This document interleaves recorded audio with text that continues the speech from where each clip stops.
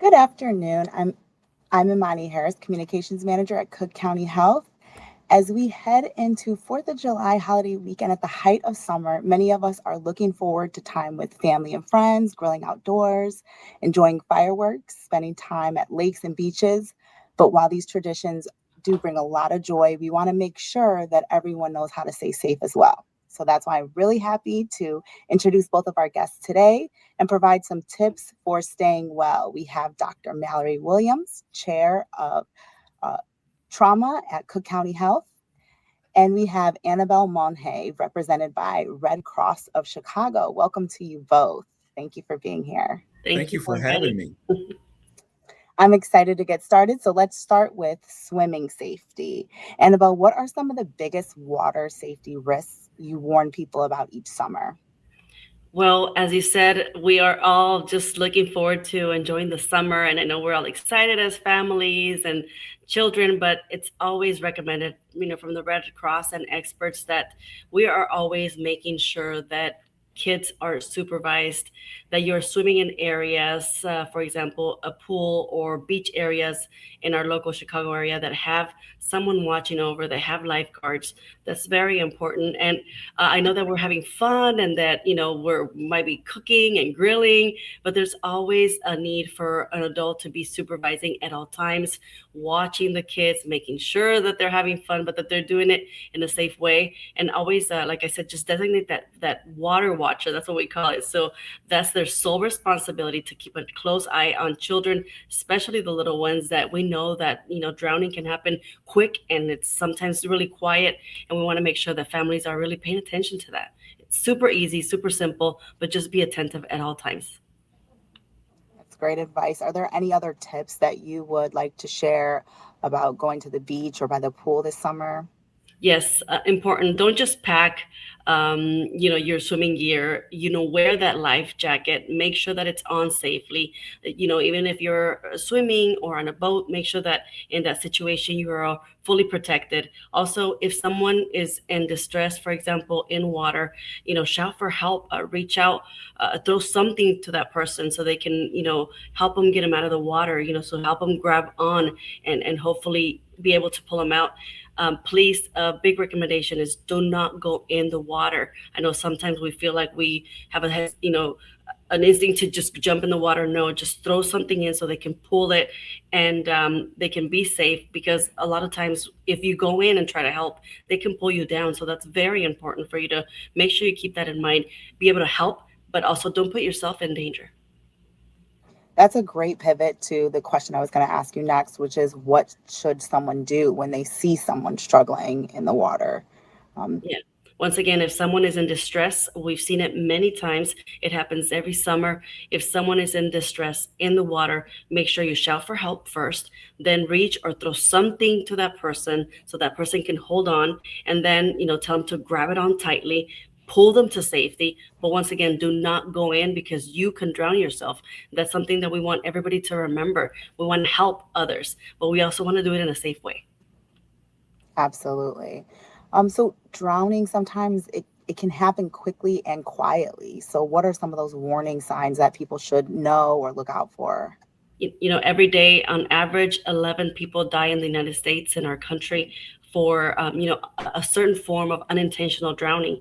And important to know also that 1 in 5 of those people are children, 14 years old or younger, according to the CDC. So once again, preparedness before the summer is obviously key, right? We want to make sure that our kids are avid swimmers, that they recognize, when there's an emergency, that they know how to act, not just children, but also adults. Make sure that we're wearing our life vest, that we're wearing everything that can protect us in the water, because like, as you said, it could be tricky. There could be a rip current. There could be, a muscle cramp that people suffer when they're swimming. Anything can happen in the water. We enjoy it, right? But it's not always a perfect scenario. So we want to make sure that everyone is prepared before the summer. But once you're in the summer and you're at a beach or at a pool, make sure that we're just always making sure that we're monitoring the situation. Keep an eye out. Be alert. Be alert is a key.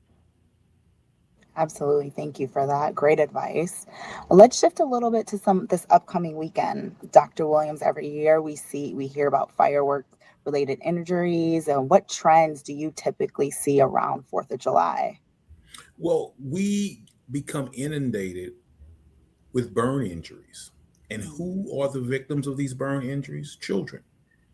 And it is from lack of supervision, as we've heard about before, with concerns to drowning. And it's from the high caliber fireworks that little children may be wanting to handle because they're exciting. We all have to remember, I want to wish every person in Illinois a very happy 4th of July, 250 years anniversary to this country. But I want to wish every family and every person safety as well. So over 13,000 people will become injured annually from fireworks, and 15 people will, in fact, lose their lives. So we want to have fun. We want to enjoy the safety of being able to see a nice display, but we don't want our children and we don't want ourselves injured. And that is that who you would say is most at risk for firework injuries is young children? I would say anyone is at risk, particularly anyone that may be handling the pyrotechnics and not be in the best of condition. In other words, they're consuming other alcohol or other things.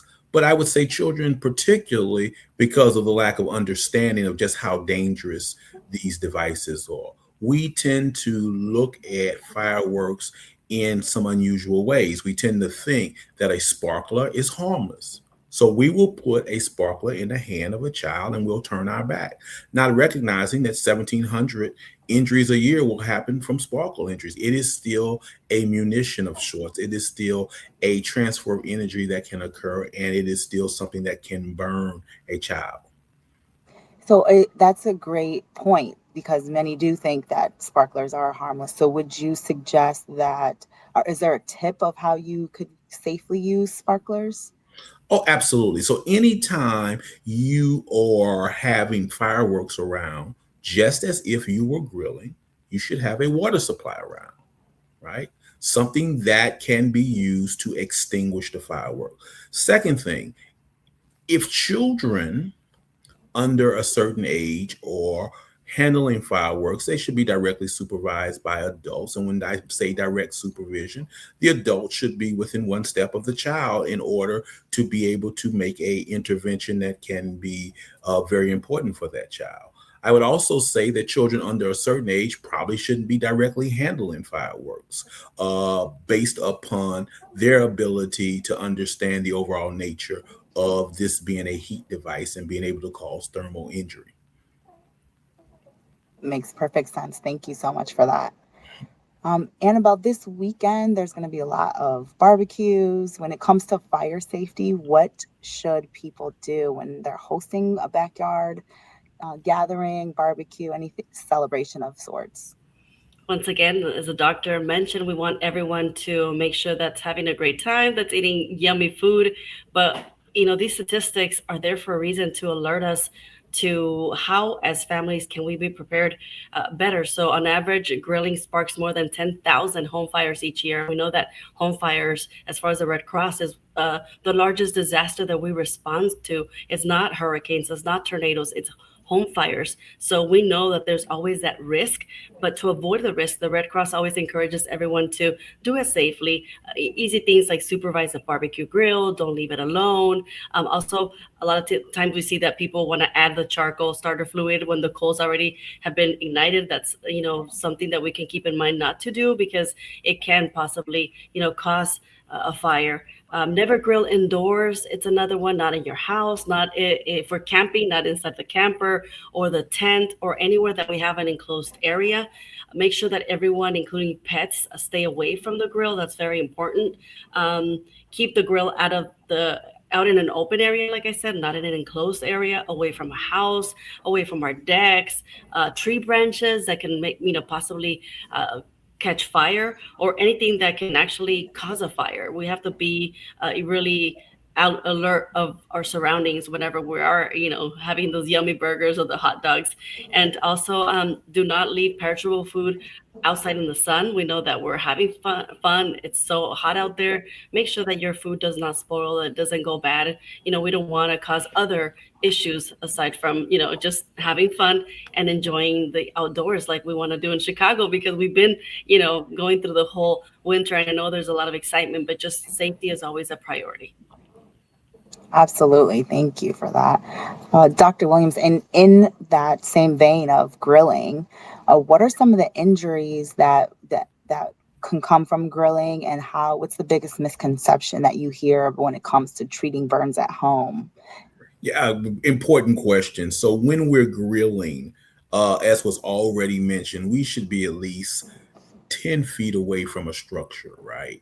Because splatter injuries, spread of the fire beyond the contained grill can occur, and then it becomes a home fire or something more disastrous than just a simple burn. And that alone is also very disastrous. The biggest misconception we hear is putting butter on burns, apple, and fruits such as tomato sauce and all of these types of things. I want to be very clear. A thermal injury, which is a burn, needs to be cooled down. The burning process needs to stop. So whether that is a dish rag filled with ice put on the wound, or just ice alone on the wound, or anything cold, or submersion of the hand or the limb in cold water, that is the appropriate thing to do to stop the burning process. Once the burning process has stopped through submersion or direct contact with a cold item, then we turn our attention to making sure that we have a clean bandage around the wound, so that an expert, a burn surgeon, a burn provider in a burn center, or a ED physician can look at the wound to assess the wound for severity and the type of treatment it should need. We should not be staying at home through the weekend, because we don't want to ruin our weekend waiting in the ED and then keeping a burn away from the appropriate providers, because the wounds can become infected, and then you can extend the depth of that burn, necessitating a more complex treatment plan for that injury. So we want to stop the burning process, and then we want to have the wound evaluated immediately by a provider so that we can have a care plan for that wound. That's a great point. I think some people at home may be thinking, I have not a burn that's not so bad. I don't need to go see an expert. I don't need to go in the hospital. So where is that line of when you should go and seek care, or stay or stay at home and handle that at home? I mean, there are burns that are sometimes more minor. So what's that where people can differentiate between when they need to go in? I think it's a great question. I will always say anytime someone is unsure, they should come in to be evaluated. The other thing that I would say in general, there is a burn that will cause redness at the site where the burn has taken place, but the skin will kind of remain intact. And then there is a burn where the skin will slough, and then there will be blisters at that site. That is a deeper burn and needs to be evaluated. In general, any burn that is on the face, in the genital areas, or in any other sensitive area should be evaluated, no matter how minor one may think that it is. We are lucky because it's very, very hot, which means most of the time we are grilling, we also have a cold drink in our hand. And all we have to do is take that cold drink and place it directly on the area that has been burned accidentally as a start to the cooling process, and then transfer that over to probably some ice in a more what I would call a sanitary towel or napkin of sorts. But I can remember when I was grilling, I consider myself a little bit of an expert in that area. But I did burn my hand. It was a minor burn. And I simply took my hand and dipped my hand directly in the cold lemonade. A lot of people were mad that I put my hand in the lemonade, but I got very happy when the pain stopped and I minimized the burn from extending to being a deeper burn. So I want people to stop the burning process, and I want them then to be able to apply coldness to the area and then get the wound evaluated if any complexity appears to be at the wound site. And I know we were talking about grilling injuries, but are those the same tips that you would recommend if it was a firework injury? Is there any difference in tips that you would like to share with that? Yeah. So if you have a heat injury, a thermal injury that occurs while you're handling fireworks, then you can apply the same principles.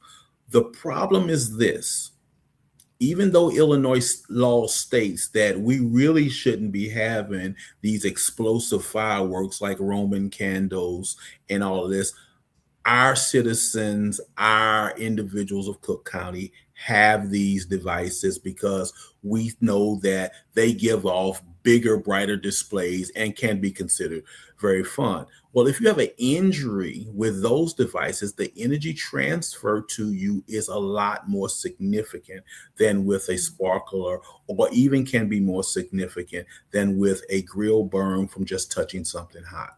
In that case, you can have deeper injuries than just thermal injury, and it needs to be evaluated with x-ray radiography.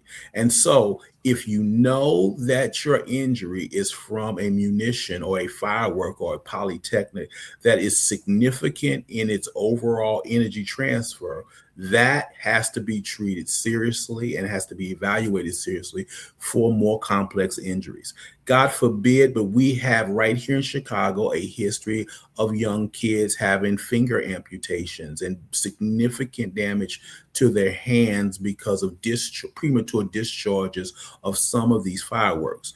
We want to make sure that we are safe in the event that there are accidents, and they will occur. We want to then preserve the function of the limb for the individual who is harmed.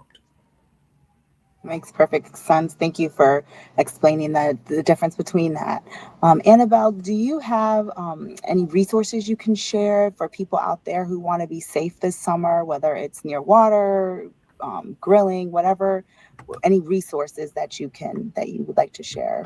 Sure. As the doctor says, sometimes we feel that we've done swimming all our life, or we've grilled all our life, but it's always good to just review information that can keep us just safe and having a great summer. So if you go to redcross.org, we have ample information about, fire safety, home fire safety, beach safety, or, if you just want to review points on how to stay safe in the water, we have all that. You can also download our Red Cross emergency app. It'll also give you information in English and Spanish, so how to stay safe during the summer and also during a disaster, and more importantly, how to be prepared before we go out into these elements that can potentially cause harm to us. So you can also download, if you're a mom or a dad or a family member, you can download our Red Cross swimming app, and it also has like safety tips. It has kid-friendly videos where they can learn and play activities, and it's all information that's free for our audience, for your audience,